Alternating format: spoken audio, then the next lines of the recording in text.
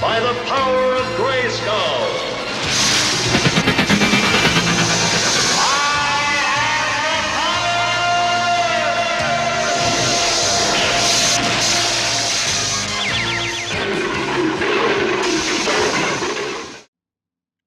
Hello, and welcome to Hindsight 101, where you're learning about things that will help you in everyday life. Now, if you want to learn how to cut the cord, stay tuned.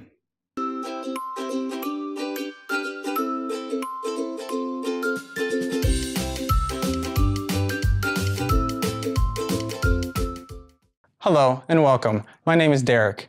Today we're going to talk about cutting the cable cord for beginners. Now, this isn't going to be a detailed tutorial. It's more just going to be an overview about what's out there, and you're going to have to do a little research yourself. But I did link everything that I'm going to talk about below and some helpful tips and other things for you in the description. So check that out for more information. Now let's get to it. So now we're going to talk about OTA, or over the air. So basically that's just hooking up an antenna to your TV or some other device and getting whatever you can get, be it 5 channels or 25 channels. And then what type of antenna you pick is very important. I have one antenna, it's the Leaf antenna. I'll link to it right here. And that's kind of a flat panel antenna that you can put in your house. It works very well, but you do have to remember that since you're putting it inside your home, indoors, there's a lot of barriers, such as walls, that your TV signal has to go through, so you may not get as many channels. But it is very good compared to a lot of the other, little ones that you can get from Radio Shack or $5 ones that you see out there. And this one's actually competitively priced, so it's not that bad. The next one that I got was, I can't remember the name, but it was one of those large antennas that you put on top of your house. That's probably the best one that I've used so far. I have that actually in my attic just because I don't want it above my house. It is ideal to have it on the outside so there are no obstructions, but for me it works out really well and I get all the channels that I want having it hung in the attic. Actually, the other antenna that I have was actually fairly cheap. It's made by many different brands if you go on Amazon and look for it. So I'll link to the one that I bought, but there's many different names that it's under, so don't worry about if you don't get the exact name. But this one that I linked to, it works really well because it rotates 360 degrees. So with my setup that I have the big main antenna, and that's going to 3 different rooms. And then I also have that 360 antenna going to our main living room TV. And the reason why I want that is because if you know how TV towers work, they're not always in one direction. So you may have channel 25 this way, but then channel 19 this way. So, and depending on how strong the signal is, you may or may not get that signal. So with that 360 degree antenna, I can turn it if I want one channel or another. With that large antenna that I talked about, when you split it to 3 or 4, or how many different sections you have, sometimes the longer the run, the harder it is for the signal to travel. So say if you ever have an instance where 2 of the rooms are getting great signal, you see all the channels, but then one of the rooms gets nothing, you may have one of 2 options. Either you're splitting the signal too much and it's just not going to work, or you need a signal booster or amplifier.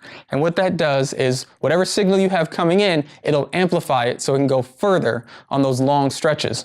Now, just keep in mind, it's not going to improve the signal. So if you have a horrible signal, it's only 2%, it goes from 0 to 100, and that signal is only 2%, which is really weak, and you amplify that, you're only amplifying a 2% signal to go further. It's not amping it up to 50% or 75%. So keep that in mind. Your signal is what it is, so you can do things differently, like move it around, or like I said, put it outside if you have it in the attic, or try to remove any barriers that might be in front of it.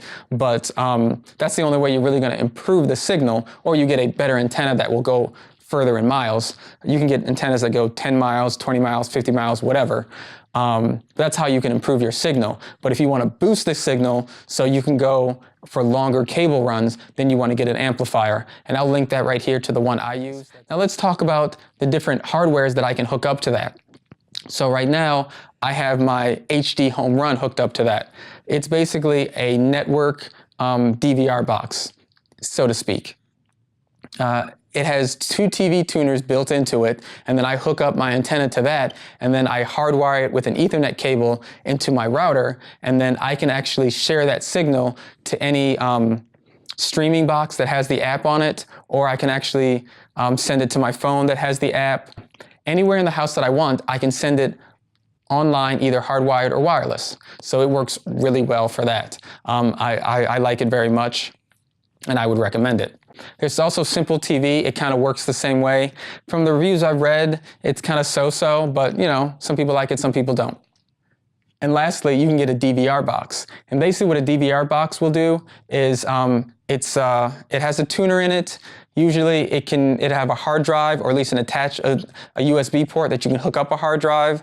And what it'll do is it can record all your shows for you. It'll have a TV guide menu that you can look at. And it's just a set-top box. Some of them will let you share it throughout the home through your internet, and other ones are just tied to that one TV that you have it connected to. So there's many different brands, and you kind of have to go with what works best for you. But a lot of people like those because a lot of times it's all in one solution and you don't have to buy different parts and pieces depending on which one you go with. Now next, we're going to talk about devices. There are many different devices out there, and you're going to have to choose what's best for you. I just kind of want you to know I just want to know what's out there, and I'll give you some hints and tips on each one.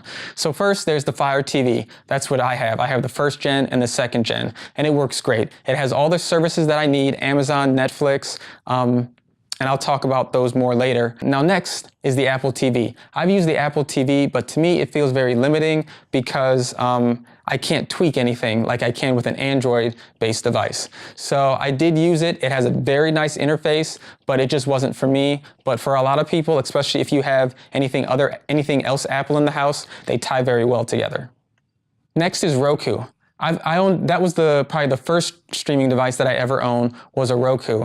It's kind of the staple. It's still very popular today. But the biggest thing again for me was I wasn't able to tweak, but that one has probably the most content than any of the other streaming boxes out there, because it also, besides having like Amazon and Netflix, Hulu, some of the other ones, it has a lot of its own content, whereas there's tons of different channels, workout channels, religious channels, comedy channels, so many different things out there that you have tons of things to choose from for Roku. So for someone who wants a lot of options, Roku is probably the best. For me, a lot of the channels on there I didn't really care for, but maybe other people do. Next is the Android box. You'll see tons of them out there. They're on eBay, they're on Amazon. You can find them everywhere. There's good and bad with those. They come at a very low price, and you can get a lot of quality hardware out of it. But the problem with it is some places can be sketchy, some places can be good. Also, there's not a lot of support. So when you go with the Rokus and the Fire TVs and the Apple TVs, they're gonna last you a while because they're gonna put out updates and they're gonna support it for a long time. These Android boxes are one and done. So when you buy it, don't expect any updates anytime soon. Maybe one update depending on the company, but after that, you're probably out of luck. So I still have mine and it works very well, but it's more to stream my own personal content, movies that I've ripped and different things like that. It's because the OS operating system is out of date, so I can't load Netflix anymore. It won't take it anymore. So keep that in mind when you think about buying one of those off-brand Android boxes. And lastly, NVIDIA Shield. It's a great streaming box. It's power-packed. It has 4K. You can watch movies on it. You can play games. It's a beast. It's a little more expensive than many of these other boxes. So you have to keep that in mind, what works best for you. Now, you may have some of these other devices in your home already. If you have a PlayStation 3, a PlayStation 4, these are gaming systems, an Xbox, you can already set up things the way you want. With the PS3 and PS4, they have Hulu, they have Amazon, they have Netflix, they have a lot of different apps that you can actually load onto it and watch your streaming content. Also, you can stream anything from a server or a NAS that you already have in your home.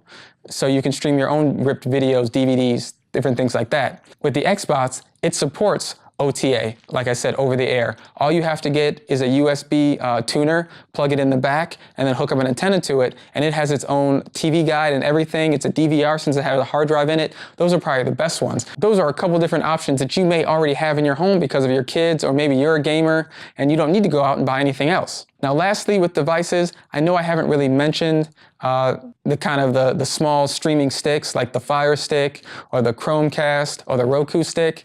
And for me, I have them, I use them like when I travel, but they're not my workhorse. A lot of them sometimes are underpowered, and you can't really, they don't have a lot of hard drive space. So I kind of stay away from those because I like to download a lot of different things and I like to add a lot of things, and sometimes they're limiting because they're so small. But they are very good devices. So if all you want to do is just stream content and you're not really going to be adding and changing and doing all this other stuff, then by all means go with the streaming sticks, because those are probably the best deals. Now we're going to talk about services. So one of them is Sling TV. That's a service where you can get kind of regular cable programming and your regular ABC, NBC, Fox, different things like that. And you pay a monthly subscription based on kind of what package you want. Next, a new one came out, YouTube TV. They have a lot of different programming. They also do the ABC, NBC, Fox. You can check those prices out. It's fairly new, so it's always good to get on a new service because they'll keep the prices low, and then if it gets popular, you know, sometimes you can lock in at those cheaper rates instead of paying a higher price once they realize that a lot of people like it. If you have a PlayStation, you can get PlayStation Vue. That I've actually tested it out. It wasn't really for me, but nothing was wrong with it. I didn't really care for it because there was other services that I wanted to use. Hulu's another one. It's combined with like ABC, NBC, and I think Fox. I can't remember for sure, but a couple networks got together and they put their shows out there. With Hulu, they do have commercials, which I don't really like. And then sometimes you have to wait the day after. So if the show airs on Tuesday, you probably can't see that episode until Wednesday. But that's an easy compromise, not to have cable or if you don't have an antenna or a good enough antenna. Netflix, which a lot of people should be familiar with. It's growing. It has quite a few shows out there that are really popular. I don't have anything really bad to say about it. I own it. I think it's great. My family loves it. We have different profiles that we set up so I can limit the content that my kid sees, so I think that's great. There's also Amazon streaming service. I probably wouldn't have Amazon streaming service if it wasn't for Prime. With Prime, you get a lot of added benefits, and Amazon Video is one of them. Not that it's bad or anything, but Netflix usually meets most of my needs, so that's kind of why I wouldn't have gotten it if it wasn't for Prime. Next, there's also DirecTV. I haven't really used that, but that's a way for people to get sports, kind of your cable programming, plus your NBC, ABC, different things like that. Now, lastly, there's Fubo TV. I've never used that, but after kind of looking at the reviews, a lot of people like it, and it might be something to look into. So you may want to check that one out. It's an option. And lastly, I want to talk about software. So there are tons of different softwares that can help you stream either your own content or have access to other content, and you don't have to have all these different apps. It kind of puts everything all into one, so to speak. The main popular ones are Plex and Kodi. Plex is probably a little bit easier to use. It may take a little effort to set up. Kodi is kind of a different beast. You may have to watch a few YouTube tutorials on it, but once you get it down, it's a wonderful, wonderful piece of software. I use Kodi more than I use Plex. I have used them both. It's just for what like I said, personal preference. Kodi works best for me and I like it, but it does take a steep learning curve. I will link below. There's like 25 other ones depending on what you need it for. So I want to thank you for watching. I hope this helped. Hit that like button if you enjoyed what you saw. Hit that subscribe button if you want to see more. Take care.